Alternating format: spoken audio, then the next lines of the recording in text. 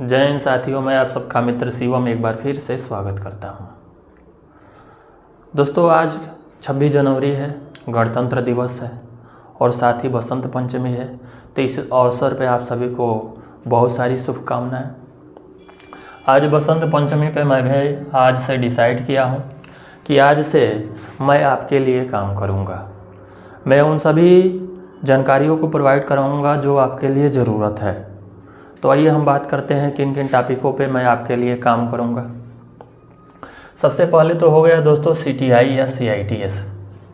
जैसा कि आपको पता होगा कि मैं पहले भी CITS से रिलेटेड बहुत सारी जानकारियाँ देता था। अब CITS से रिलेटेड कैसे पास होना है, क्या क्या सिलेबस होता है, POT पे काम करूँगा, फिर WCS से रिलेटेड जानकारियाँ दूंगा। ठीक है। इसके अलावा यदि कहीं कोई प्राइवेट जॉब से रिलेटेड जानकारी दूंगा, जैसे कोई कैंपस प्लेसमेंट आ रही है ITI पे, डिप्लोमा पे, तो मैं उन सभी जानकारियों को प्रोवाइड कराऊंगा। इसके अलावा जो है दोस्तों, रेलवे से रिलेटेड मैं बहुत सारी जानकारियाँ दूंगा। जो भी सिविल इंजीनियर साथी हैं, सर्वेइंग से रिलेटेड साथी हैं, इंस्ट्रक्टर से रिलेटेड, DMC टेस्ट से रिलेटेड साथी हैं, यदि मेरे से चैनल को सब्सक्राइब करते हैं, मेरे से जुड़ते हैं, तो उनको बहुत सारी जानकारियाँ मिलेंगी। आइए बात करते हैं दोस्तों रेलवे। जैसा कि आप देख रहे हैं कि रेलवे एक बहुत बड़ी संस्था है और भाई इतनी बड़ी संस्था को कैसे चलाया जाता है, इसके स्टेप बाय स्टेप सब जानकारियों को हम प्रोवाइड कराएंगे। ठीक है, आइए देखते हैं। तो रेलवे को दोस्तों जनरली 4 ग्रुप मिलकर चलाती है। Group A, group B, group C and group D। आइए बात करते हैं दोस्तों ग्रुप A के अंतर्गत कौन कौन आता है। ठीक है, तो दोस्तों ग्रुप A जो है, ग्रुप A के अंतर्गत जो है GM आता है, DRM आता है और इसको जो है UPSC कंडक्ट कराती है। कौन कराती है दोस्तों? UPSC कराती है। और ग्रुप A जो होता है दोस्तों, ये हायर एडमिनिस्ट्रेटिव एग्जीक्यूटिव सर्विस होता है। बहुत रिस्पॉन्सिबिलिटी वाला ये सर्विस होता है। ठीक है। अब जैसे कि इसके अंतर्गत GM आते हैं यानी जनरल मैनेजर हो गया, DRM आते हैं यानी डिविजनल रेलवे मैनेजर होता है। ठीक है। अब इसकी क्वालिफिकेशन की बात करते हैं कि भाई GM और DRM के पद के लिए कौन कौन जो है फॉर्म को अप्लाई कर सकता है। ठीक है।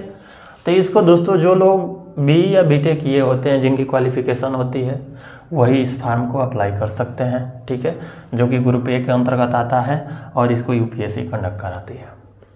उम्मीद करता हूँ मित्रों ये समझ में आ गई होगी। अब चलते हैं दोस्तों, बात करते हैं ग्रुप B की। ठीक है, ग्रुप B भी जो है हमारी UPSC कराती है। कौन कराती है? UPSC। और UPSC इसमें जो है UPSC कराती है। और ग्रुप B के अंतर्गत काम क्या होता है? तो ये मिडिल मैनेजमेंट पोस्ट, यानी जो भी नीचे की पोस्ट होती है उसको मैनेज करने का काम कौन करता है? तो ये ग्रुप B करती है। ठीक है। इसके अंतर्गत कौन कौन से पद आते हैं दोस्तों? तो सबसे पहले AEN आता है। ठीक है, AEN जो है हमारे ये होता है असिस्टेंट इंजीनियरिंग डिपार्टमेंट का ही असिस्टेंट होता है AEN, जो कि PWI और CPWI जो है ये दोनों इसी के अंतर्गत आते हैं। इंजीनियरिंग डिपार्टमेंट का होता है AEN। ठीक है। फिर उसके बाद AST आता है। AST मतलब सिग्नल एंड टेलीकॉम का होता है AST। ठीक है दोस्तों।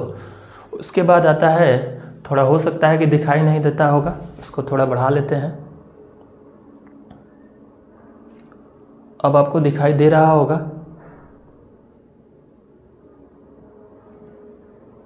हो गया।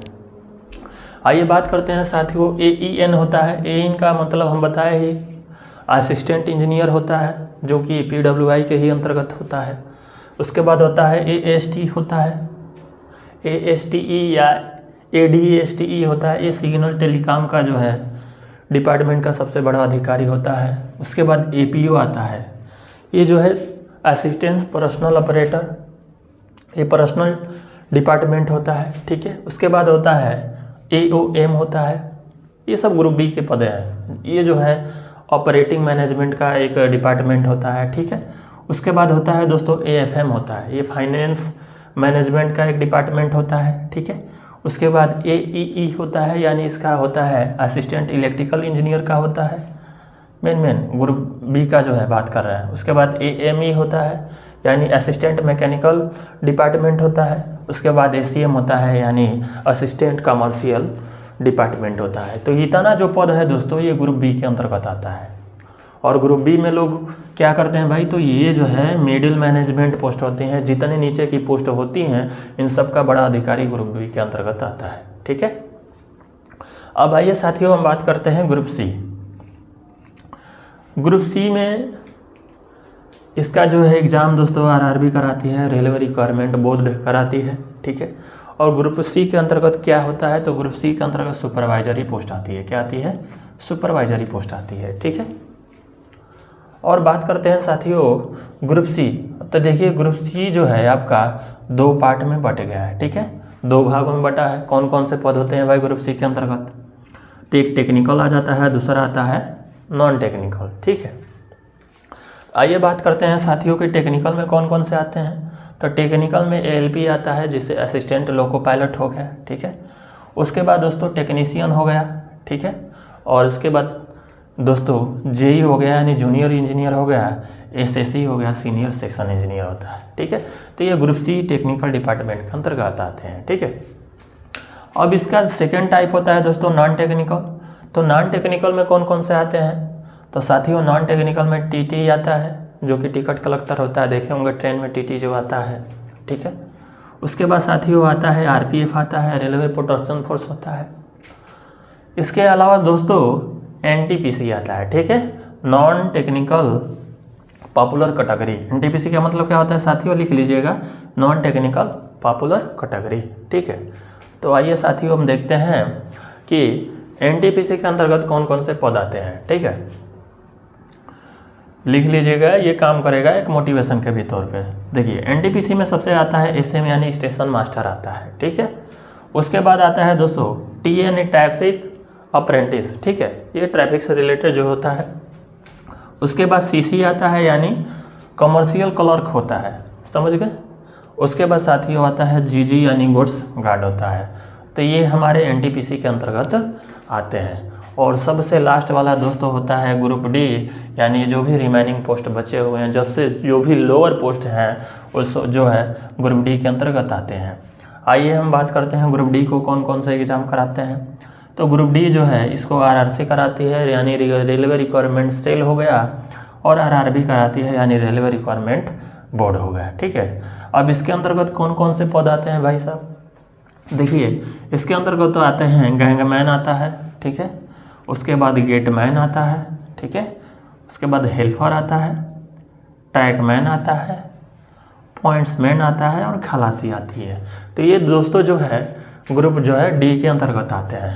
तो उम्मीद करता हूँ साथियों ये मैटर समझ में आ गया होगा। यदि नहीं समझ में आया होगा तो कमेंट करके बताइएगा, मैं फिर से बताऊँगा इसको। ठीक है, और मेरे चैनल से जुड़े रहिए, मैं बहुत सारी जानकारियाँ दूंगा, और रेलवे से तो रिलेटेड बहुत सारी जानकारियाँ दूंगा। खास करके जो है जो साथी सिविल इंजीनियरिंग डिपार्टमेंट से हैं, जो इलेक्ट्रिकल डिपार्टमेंट से हैं, उन लोगों से रिलेटेड सिविल डिपार्टमेंट का मैं एक एक पार्ट जो है एज अ प्रैक्टिकल मैं साइड पर ले जाकर दिखाऊंगा। तो दोस्तों आज की वीडियो कैसी लगी इसके बारे में बताइएगा, और यदि मेरे अंदर कुछ कमियां हो तो उसको भी बताइएगा, मैं इम्प्रूवमेंट करूंगा, क्योंकि आज मेरा पहला दिन है। ठीक है, तो बस आज के लिए इतना ही। यदि वीडियो अच्छा लगा हो तो लाइक कीजिए, शेयर कीजिए, और मेरे चैनल को सब्सक्राइब कर दीजिए। धन्यवाद।